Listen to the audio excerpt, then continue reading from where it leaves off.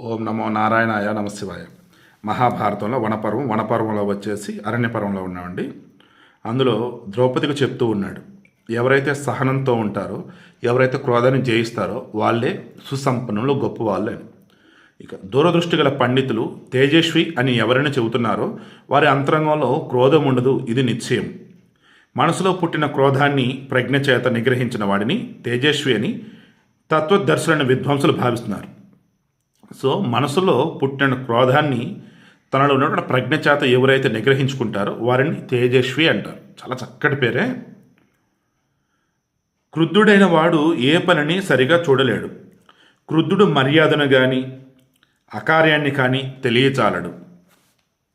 అంటే క్రుద్ధుడైన వాడు అంటే మేబీ కాన్షియస్ లేనివాడు అనుకోవచ్చు. అంటే వాడు ఏం చేసినట్టు తెలియని మూర్ఖుడిలాగా అనుకోవచ్చు. వాడేంటి మర్యాద తెలియదు వాడికి, అండ్ అది చేయకుండా పని అని కూడా వాడికి తెలియదు.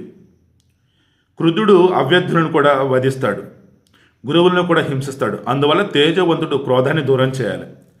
సో అటువంటి క్రుద్ధుడు కనపడితే వాటిని తేజవంతుడు మార్చాలి. సామర్థ్యం, అమర్ష్యం, శౌర్యం, శీఘ్రత ఇవి తేజస్సు యొక్క గుణాలు.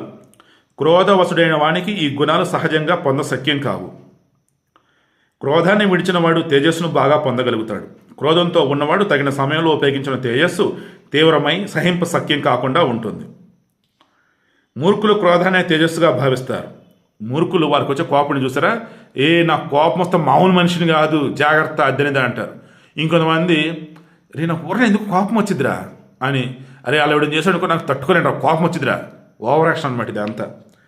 మూర్ఖులు క్రోధాన్ని తేజస్సుగా భావిస్తారు. కానీ రజోగుణం వల్ల పుట్టిన క్రోధాన్ని మనుషులపై ప్రయోగిస్తే వినాశనం కలుగుతుంది. అందువల్ల సదాచారైన పురుషుడు ఎల్లప్పుడూ క్రోధాన్ని విడిచిపెట్టాలి. క్రుద్ధుడైన వాని కంటే స్వధర్మాన్ని తప్పిన వాడైనా మేలే. సో ఎవడో చెప్పింది నువ్వు చేసినా ఓకేలే, కానీ క్రుద్ధుడయ్యి క్రోధంతో బతకమాకరా బాబు అని చెప్తున్నాడు.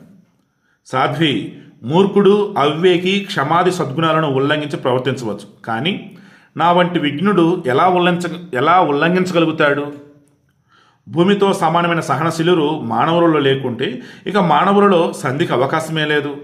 యుద్ధం క్రోధమూలకమైనది. భూమి ఎంత సహనంతో ఉంటుందో అంతే సహనంతో మనుషులు కూడా ఉండాలి. అలా లేనప్పుడు సంధికి అవకాశమే ఉండదు, యుద్ధమే. ఎవడైనా తన్ను బాధిస్తే తాను కూడా ఎదుటివాడిని బాధిస్తాడు. గురువు తను హింసిస్తే తాను గురువులను హింసిస్తాడు. ఈ విధంగా క్రోధం వల్ల ప్రాణుల వినాశనం జరుగుతుంది, అధర్మం ప్రబలుతోంది.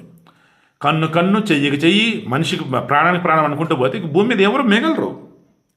మానవులంతా క్రోధ వసతులైతే ఒకటి వల్ల తాము దెబ్బతింటే తాను మళ్ళీ అతన్ని దెబ్బతీస్తాడు. ఎదుటివాడు తను చంపుతుంటే తాను ఎదుటివాడిని చంపుతాడు. ఇతరుడు తను హింసిస్తే తాను అతడిని హింసిస్తాడు.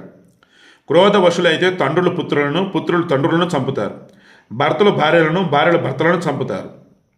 ఈ విధంగా లోకమంతా క్రోధానికి వశమైతే ప్రపంచంలో ఎక్కడా శాంతి ఉండదు. సుందరి, ప్రజలలో సంధిక మూలం శాంతిని గ్రహించు. ద్రౌపది, రాజు క్రోధవశుడైతే ప్రజలందరూ కూడా శీఘ్రంగా వినాశనాన్ని పొందుతారు. అందువల్ల క్రోధం మానవుల వినాశనానికి, అవినీతి కారణమని తెలుసుకో. ఈ లోకంలో భూమితో సమానమైన సహనశీలురు కనబడుతున్నారు కాబట్టి ప్రాణుల పుట్టుక, అభివృద్ధి సాగుతోంది. ఆపదలన్నింటి యందు మానవుడు సహనం కలిగి ఉండాలి. క్షమాశీలుల వల్లనే ప్రాణుల మనుగడ సాగుతోంది. బలవంతుడు తన్ను తిట్టినా కొట్టినా క్రోధాన్ని సహించి నిగ్రహించిన వాడే జీత క్రోధుడు, విద్వాంసుడు, ఉత్తమ పురుషుడు. అటువంటి మానవుడే ప్రభావవంతుడు. అతడు సనాతనమైన లోకాలను పొందుతాడు. క్రోధం కలవాడు అల్పజ్ఞుడు. అతడు ఇహపర లోకాలు రెండింటి యందు కూడా వినాశాన్ని పొందుతాడు. ఈ విషయంలో లోకులు క్షమాశీలుల గాథలను ఉదాహరిస్తున్నారు. ద్రౌపది, క్షమాశీలుడు మహాత్ముడైనటువంటి కాశ్యపుడు ఈ గాథలను చెప్పాడు. సహనమే ధర్మం, సహనమే యజ్ఞం, సహనమే వేదాలు, సహనమే శాస్త్రం. దీనిని ఈ విధంగా తెలిసినవాడు అన్నింటినీ క్షమించడానికి యోగ్యుడు అన్నాడు. సో వాటిని స్టెప్ డిస్కస్ చేద్దాం.